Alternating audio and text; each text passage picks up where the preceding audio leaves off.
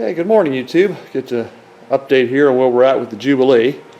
We'll do the brakes in a few minutes, but I did start to change the proof meter drive cable, and when I was doing that I found that the battery tray was just completely rotted out. So we got a new battery tray. That'll go back in a day or so. The wiring was shot, so I pulled all the wiring out. We'll redo the wiring as well. Where we're at on the brakes, all the parts are here.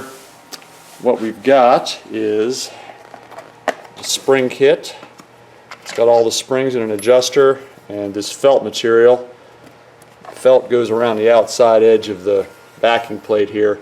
That I did pre-do on both sides because it was pretty tight to get inside the drum, so I put it in there and left it sit for a couple of days to try and seat in place. Got the outer seal and the inner seal and this little rubber seal ring. The bolts that hold the shoe plate on, the bearing retainer, the new shoes, the hub, the backing plate and the drum, which of course all goes here, and then you've got your shims that adjust the backlash on the bearings.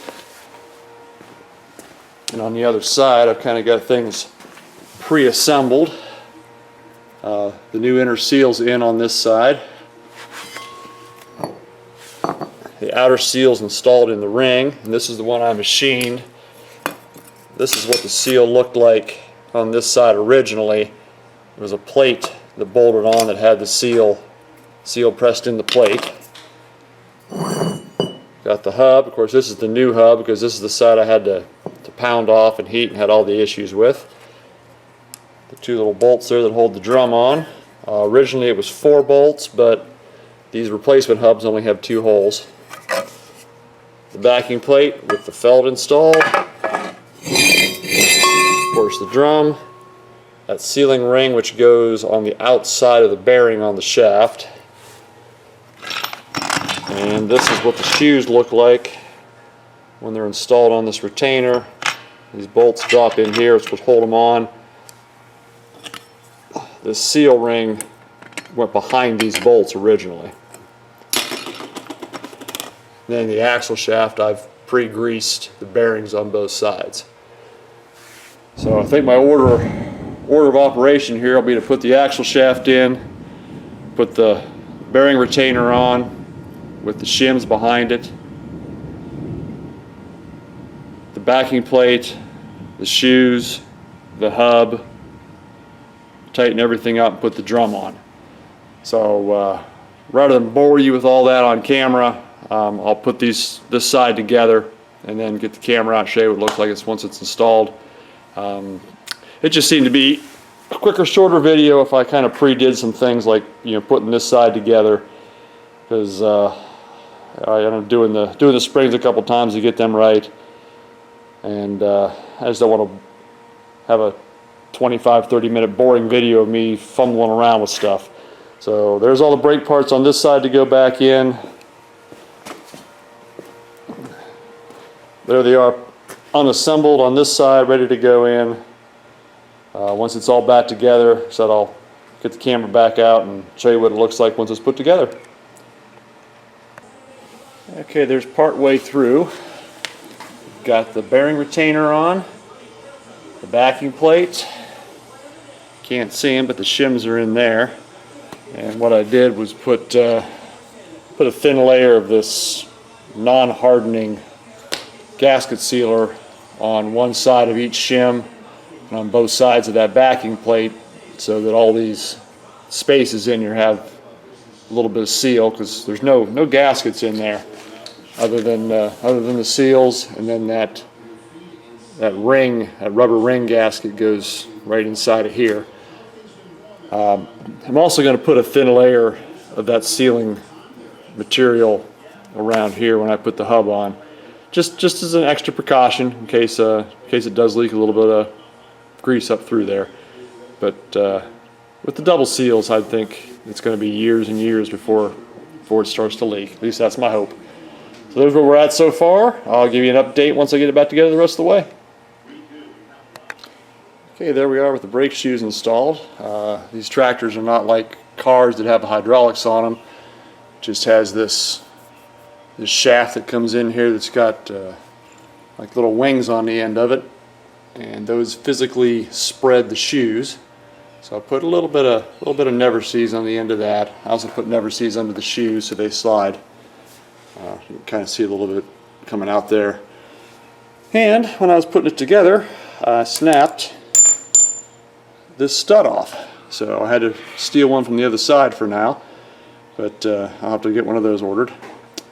Didn't figure that was going to happen. Those are pretty heavy duty. There it is with the shoes on. I'll put the hub back on it next and the drum and show you that.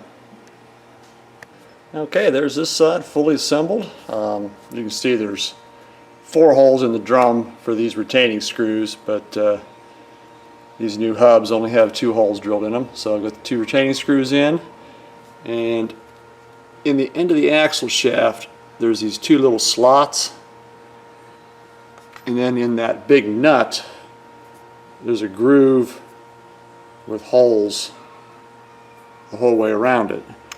So once this is tightened up, this little retainer ring, one of those, you go inside the hole, and inside of that, then the rest of this ring goes in that groove to retain this from backing off. But the torque spec on that nut is 450 foot-pounds. So it's going to need cranked on. There's no way I can do it sitting up in the air like this.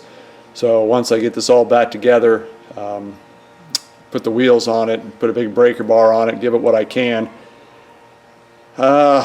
Probably end up being this hole here will be lined up with that, will be my guess once I get it tightened up. Possibly this hole, but I'm thinking probably that one.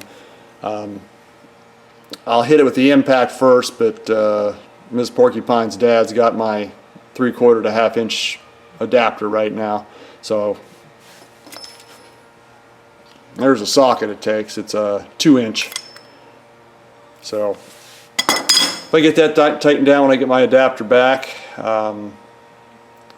so I'm just going to just crank on it like crazy with the weight of the tractor on the wheel to try and get it tight enough.